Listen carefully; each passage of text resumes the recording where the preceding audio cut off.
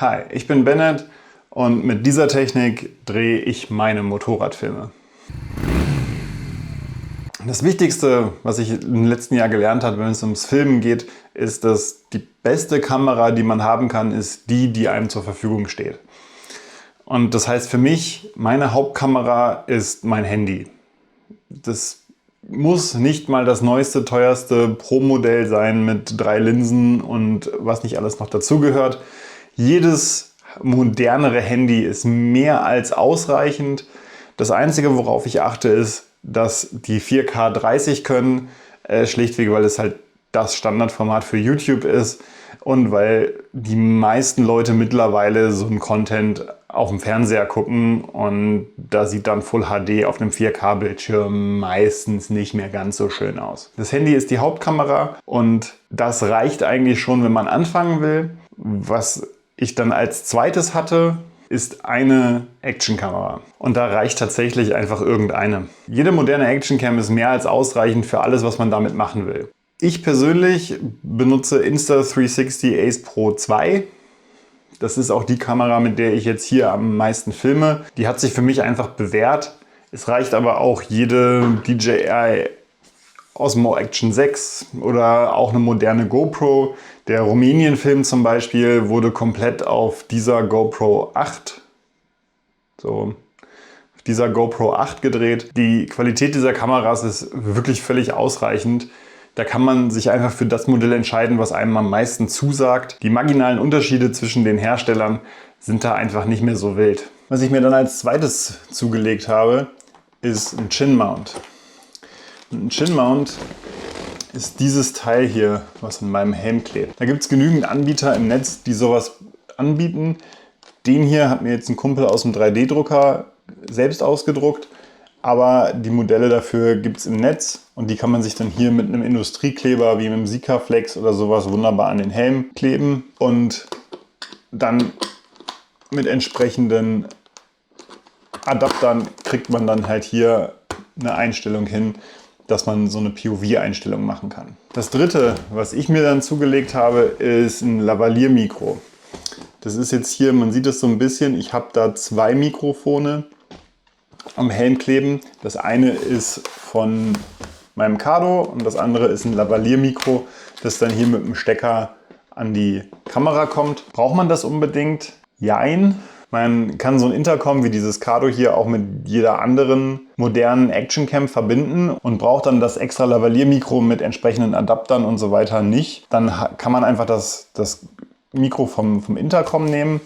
Das hat aber 2 entscheidende Nachteile. Der erste ist, diese Bluetooth-Verbindung muss ich immer wieder initialisieren. Also die ist schlichtweg nicht so stabil wie ein Kabel, das in der Kamera steckt. Und das zweite ist, dass die Geräuschunterdrückung von diesen Geräten meistens so krass gut ist, dass man dann kaum noch Atmo-Geräusche mit drauf hat.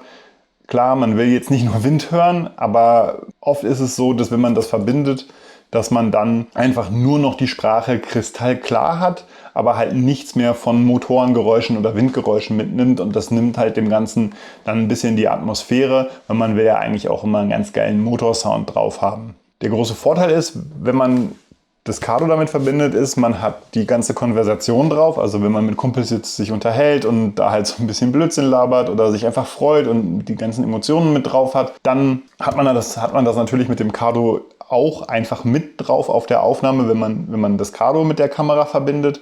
Wenn man das so macht wie ich mit einem Lavalier-Mikro, dann hat man nur 2 Möglichkeiten. Entweder man baut sich eine etwas kompliziertere Konstruktion mit einem Klinkensplitter, also ein Stereo-Mono-Splitter für die Klinkenverbinder und dann kann man ein zweites Mikrofon, ein zweites Lavalier-Mikrofon benutzen, dass man sich dann quasi an die Ohrmuschel, da wo dann die Konversation von den anderen rauskommt, das hat allerdings wieder den Nachteil, dass man dann keinen Stereo-Sound mehr hat, sondern man hat dann natürlich seine Sprache, seine Sachen auf Mono auf der einen linken Ohrhälfte zum Beispiel und halt auf der rechten Seite dann die Konversation von allen anderen. Das kann man dann wieder zusammenschneiden, das macht ein bisschen mehr Aufwand in der Post-Production. Ich mag das nicht. Ich habe aber auch den Nachteil nicht, dass ich sowas machen muss, weil ich fahre mit Gehörschutz und deswegen, damit ich überhaupt jemanden verstehe, wenn er mir was ins Ohr sagt über das Cardo, dann habe ich das ganze Gerät immer auf voller Lautstärke und auf voller Lautstärke kommt genug an dem Lavalier-Mikro an, dass ich das auch einfach mit auf der Aufnahme habe, wenn man da halt jetzt irgendwas redet. Und deswegen ist das halt mein Go-To, zumal man das ja auch nicht die ganze Zeit reinschneidet. Ich schneide das nur rein, wenn es halt wirklich passt. Beim Lavalier-Mikro muss man noch ein bisschen dran denken, da darf man jetzt nicht zu billig einkaufen. Die Dinger, wenn man es zu günstig macht, sagen wir mal so 10 Euro, dann ist zu schalldruckempfindlich und man hat die ganze Zeit eigentlich nur Wind und Umgebungsgeräusche drauf. Wenn man jetzt 400 Euro für so ein Lavalier-Mikro ausgibt, dann ist es so perfekt eingestellt, dass man auch wieder keine Umgebungsgeräusche hat, sondern dann ist es so perfekt auf den Schalldruck der menschlichen Sprache konfiguriert, dass das dann nur kristallklare Sprache mit drin hat. Ich habe hier ein Lavalier-Mikro von Rode, das funktioniert für mich hervorragend. Das kostet, glaube ich, 50 Euro plus den Adapter und dann ist man eigentlich ganz gut bestellt. Und der Sponsor des Videos bin natürlich wieder ich. Unter bendensmototours.com findet ihr die GPX-Files zu fast allen meinen Reisen und die Bildbände zu ganz vielen Reisen. Unter anderem zum Beispiel auch diesen wunderschönen Pyrenäen-Bildband. Und wenn das vielleicht nichts für euch ist, als Geschenk geht sowas immer super. Als dritte Kamera nach Handy und der ersten Actioncam habe ich dann eine Drohne. Das ist eine von DJI, 250 Gramm. Das reicht auch völlig aus. Also da irgendwo in die Überdrohnen-Professionalität zu investieren, ist völlig unnötig, nimmt viel zu viel Platz weg. Diese 250 Gramm Drohnen sind super ausreichend dafür. Ich finde, eine Drohne gibt das i-Tüpfelchen. Das ist viel, viel wichtiger als eine zweite Actioncam oder irgendwie eine fancy Wechselobjektivkamera. Die Drohne macht einen riesigen Unterschied für die Art und Weise, wie ich Bilder erzeugen kann und wie ich dann entsprechend auch Geschichten erzählen kann. Das ist eine Mini 4 Pro von DJI und dazu kann ich nur empfehlen, sich auch so eine Fernbedienung mitzuholen. Die kostet tatsächlich fast so viel wie die Drohne, ist auf jeden Fall überhaupt nicht günstig. Die hat aber den riesigen Vorteil, dass ich dann nicht immer mit dem Handy hin und her und das verbinden und das Handy wieder rausholen und das dann da einklinken und so weiter und so fort, sondern ich habe dann eine fertige Fernbedienung und kann die dann halt auch ans Motorrad machen. Ich nehme dazu einfach so einen SB Connect Klebemount. Damit habe ich das Ding dann halt auch einfach immer griffbereit und kann es dann halt auch super schnell in diesen Automatikmodus versetzen und dann mehr oder weniger halt auch während der Fahrt steuern. Also ich steuere das nicht mit den Steuerknüppeln während der Fahrt, sondern ich halte halt an und kann dann halt den Automatikmodus wechseln und dann halt einfach weiterfahren, ohne dass ich halt ständig das Handy wieder aus der Tasche holen muss. Das Ding lohnt sich auf jeden Fall. Nach der Drohne kann man sich dann entscheiden, ob man sich noch eine zweite Kamera für B-Rolls oder Schnittbilder holen will. Ich nehme dafür eine identische Actioncam zu der, die ich schon am Helm habe. Das ist halt auch eine zweite Insta360 Ace Pro 2. Das hat den Vorteil, dass man halt auch die gleichen Akkus nehmen kann, die gleichen Linsen, die gleichen Ersatzteile, die gleichen Mounting-Sachen dafür haben kann. Der gleiche Hersteller lohnt sich auf jeden Fall. Der große Vorteil bei einer zweiten Actioncam, im Gegensatz zum Beispiel zu einer 360-Grad-Kamera, ist, wenn man darauf achtet, dass die Timecode haben.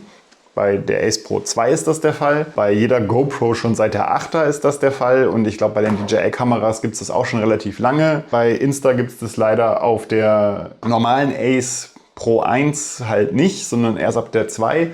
Aber dann hat man halt den Vorteil, dass man den Timecode auf den beiden Kameras synchronisieren kann und das erspart einem dann sehr, sehr viel Arbeit in der Postproduktion, das Material zu sortieren, weil man dann einfach die Sachen übereinander legen kann und weiß halt immer direkt, welche Kameras liefen parallel. Das war für mich ein mega Gamechanger für den Aufwand in der Postproduktion. ND-Filter. Ich benutze keine ND-Filter und das hat den Hintergrund, dass die Kameras meines Erachtens gut genug sind.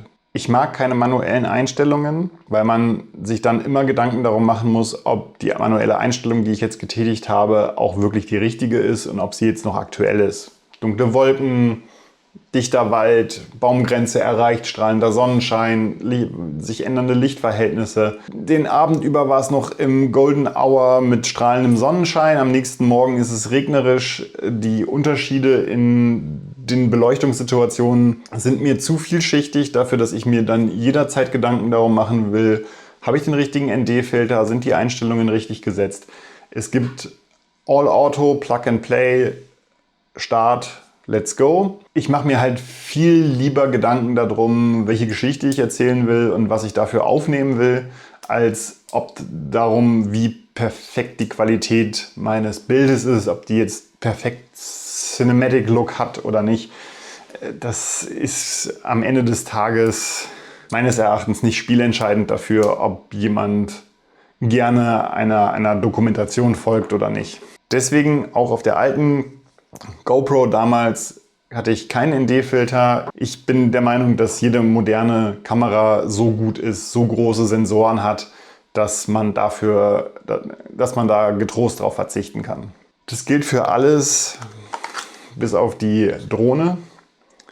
Bei der Drohne habe ich einen ND-Filter drauf, auch einen Satz mit 3 unterschiedlichen ND-Filtern, habe ich auch direkt von DJI gekauft. Der Hintergrund ist, die Drohne natürlich, der Sensor von diesem Gimbal ist natürlich um Längen kleiner als auf dieser Kamera. Und da ist man einfach super schnell in einem Bereich, wo das Bild eigentlich immer überbelichtet ist, wenn man keinen ND-Filter drauf hat. Aber ansonsten ist die Drohne auch komplett auf Auto gestellt. Wenn es noch eine zweite Sache gibt, die ich neben die beste Kamera ist die ihr zur Verfügung habt, über das letzte Jahr gelernt habe, ist dann Story is King. Die Einstellungen auf den Kameras und ob das Bild jetzt besonders perfekt ist oder nicht, das macht am Ende des Tages nicht den spielentscheidenden Unterschied. Den spielentscheidenden Unterschied macht es, wie man eine Geschichte erzählt und wie man die Erlebnisse vernünftig präsentiert und nicht wie das Bild am schönsten ist, in dem die Erlebnisse aufgefangen werden. Natürlich sind schöne Bilder toll und je besser sie sind, desto schöner ist es, aber es ist halt schöner und es ist nicht besser im Sinne von unterhaltender oder